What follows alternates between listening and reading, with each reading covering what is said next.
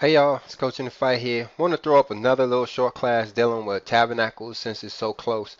I wanted to express the importance of tabernacles. I know we're deep into the holiday season. We've gone through trumpets, we've gone through atonement, and here we are in the third feast of the season. It's like where all of these feasts come from. Tabernacles starts what, the day after tomorrow, the 23rd on the evening.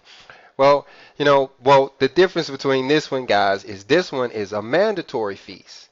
It's a mandatory feast. The other ones were not, you know. And you say, well, what's the significance of that? Well, I believe you can work on that yourself. But let me just show you in here where it says, what I did was a search looking for 3 times in a year because it talks about these feasts. The first one here in BibleGateway.com says, 3 times in a year thou shalt keep a feast unto me in the year. So 23 and 17 says, 3 times in a year all thy males shall appear before the Lord God. Now, remember, this was the Old Testament, and there was some differences in the Old Testament that we learn. In the New Testament, we learned that our wives are to become our sisters, which to me translates as in they will become just as spiritualized as us. Whereas in this time that this law was given down, the women and the children, they didn't have to go up. Well, I believe now when this third temple is built, I believe everybody's going to have to go up.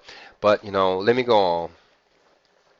Deuteronomy 16 and 16 says, 3 times in a year shall all thy males appear before the Lord thy God in the place which he shall choose. Now, this is saying the same thing about the 3 times in a year, but now it's talking about the place that he shall choose.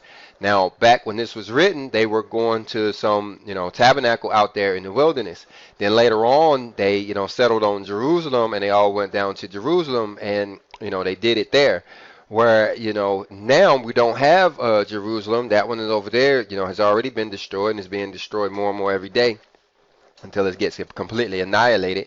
And so where is this place that he should choose? And like I mentioned in my previous video, I struggled with this for a long time. And but what I understand it to be now is the kingdom of heaven. That's where he's choosing, the kingdom of heaven. And where is the kingdom of heaven? It's at hand. It's right here. But that's another class. Let's go on. Now here are the 3 feasts that he's about to list here. In the feast of unleavened bread, which comes around April. He says in the feast of weeks, that's Pentecost. That comes around June, I think it's sometimes. And then you have the Feast of Tabernacles, which is coming up here in the fall season. And they shall not appear before the Lord empty. Now, what happened back in the day is they all went up to Jerusalem. And even before that, they went to the tabernacle out there in the wilderness, but all of the males had to, pack up their camels or, donkeys or whatever it was that they was going to travel with.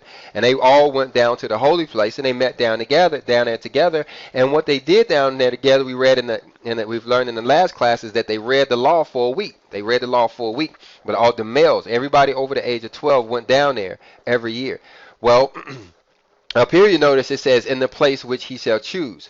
Now, and then you look down here, it says, and they shall not appear before the Lord empty. Okay, so that's some stuff, there's some Bible study that happened there, but let's go on.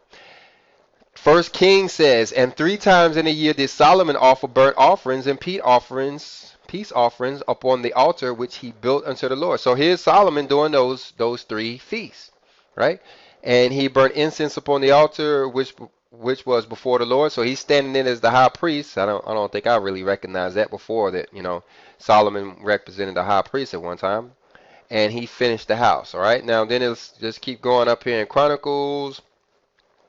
Yeah, even in Chronicles it said the same thing. It says, even after a certain rate every day, offering according to the commandments of Moses, on the Sabbaths and on the new moons and on a solemn feast, 3 times in a year, even in the feast of unleavened bread and in the feast of weeks and in the feast of tabernacles. So I'm stressing the point of tabernacles because it's coming up here really, really soon. But that's all we had to look at there.